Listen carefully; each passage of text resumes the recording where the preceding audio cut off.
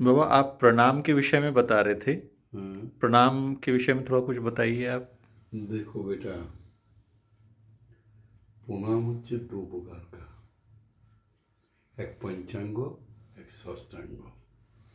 षष्ठांग মানে सारा शरीर एकदम ये नियम है, और पंचांग মানে हाथू गाड़ के ये। षष्ठांग হচ্ছে पुरुष का है, पंचांग হচ্ছে स्त्री का है। ये हमको धरित्री माता है ना, 5-6 को भार लेने नहीं पाया आज तक। तो उसी में स्त्री का स्तन धरित्री माता भार लेने नहीं पाया, इसलिए धरित्री माता में स्त्री को, माता जी को जो स्तन है स्पर्श कराना नहीं चाहिए। ये नहीं ऊपर में कपड़ा हो कि हो रहता है तो भी पंचांग, और पुरुष को षष्ठांग दंडवत सारा शरीर। नियम হচ্ছে एक तो नाभि का ऊपर में कोई कपड़ा नहीं रहना चाहिए पुरुष को। देखना दक्षिण भारत में जाओ, सीएते जाओ, हमारा गुरुजी हमको जो दंडवती को नियम लिखा था उसमें लिखा था नाभि के ऊपर कोई कपड़ा रहेगा नहीं, सिर में थोड़ा कपड़ा बांध के रखना, सिर को जमीन में डायरेक्ट स्पर्श नहीं कराना।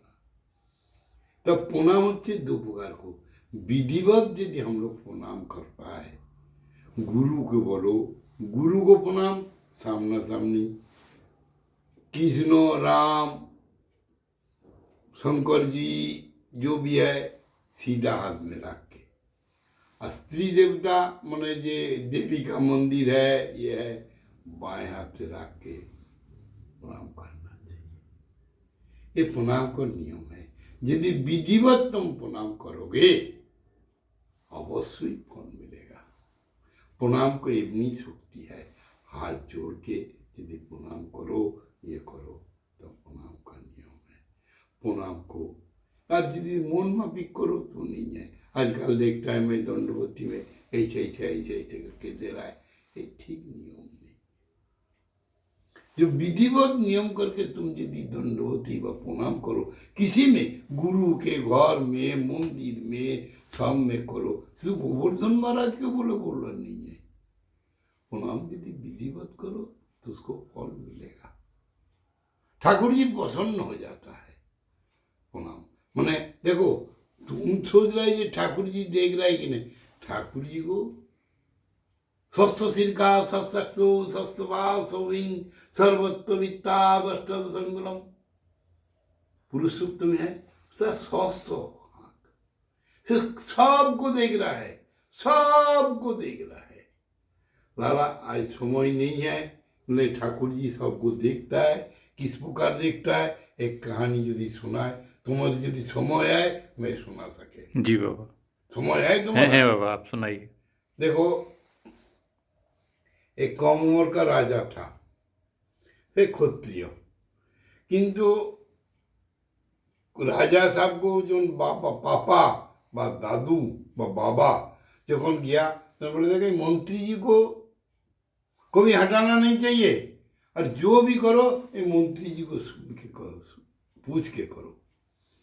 तो कम उम्र का राजा समय अनुযায়ী पापा को शरीर चला गया, कम उम्र में राजा राजत्व बैठा, जो भी करे मंत्री जी को पूछ के करे। और मंत्री जी सब बात में बोले प्रभु की इच्छा, भगवान की इच्छा।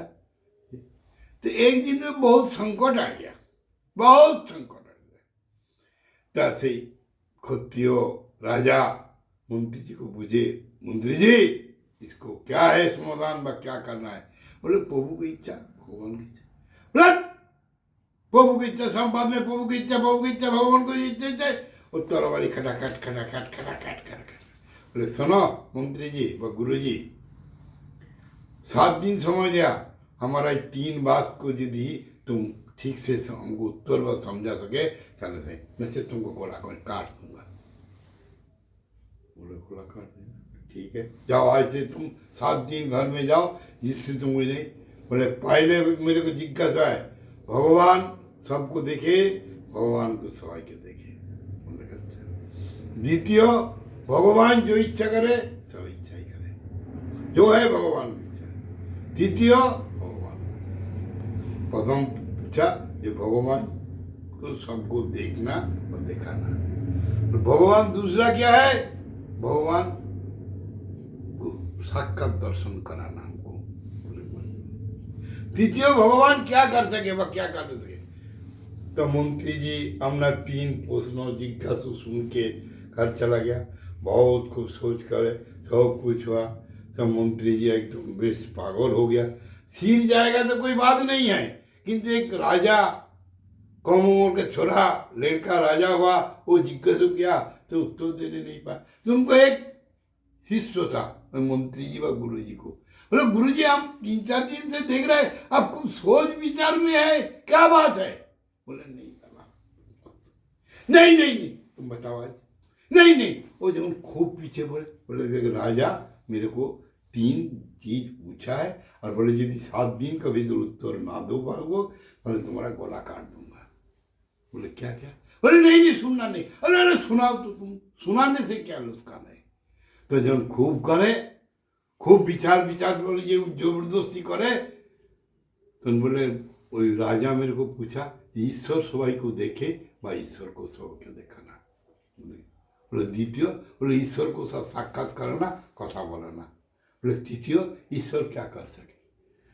बोले गुरुजी ये क्या बात है, मैं अभी जाके बोल के आता है। बोले हे भैया तू नहीं पड़ेगा, तू बाप का एक लड़का, तेरे हमारा 80 साल उम्र हो गया, गला चला जाए मर जाए तो कोई बात। बोले गुरुजी कोई बात नहीं, जाके हमने सही सोची हमने राजा को पास सुबह जाके हाजिर है। राजा राधे राधे। बोले हाँ। बोले गुरुजी हमको भेजा है। बोले गुरुजी भेजा है? बोले है। बोले आपको क्या जिज्ञासा है? राजा गुरुजी बोले बच्चा को जिज्ञासु, बच्चा ही उत्तर दे। बोला आवाज तरवारी खटक खटक खटक खटक खटक। बोले हाँ राजा गुरुजी मेरे को बोले बच्चा को जिज्ञासु, बच्चा ही उत्तर दे देगा। हाँ और क्या? बोले अरे आप क्या राजा को गुरुजी को पूछा था? बोले गुरुजी कुछ बोला नहीं। बोले मोटे ही बोला नहीं। बोले गुरुजी बोले जो उसको पूछ लेना बोल देना। बोले देखो ईश्वर सबको देखे, हमको दिखाना है। बोले अच्छा। बोले दूसरा হচ্ছে ईश्वर को साक्षात करना, कथा बोलना। बोले तीसरा ईश्वर क्या कर सके? बोले अच्छा ये तो कोई बात ही नहीं, मामूली बात है। ठीक है राजा साहब, ये आध्यात्मिक प्रश्न किया ना, जिज्ञासा किया ना। बोले हाँ भैया। बोले चले जी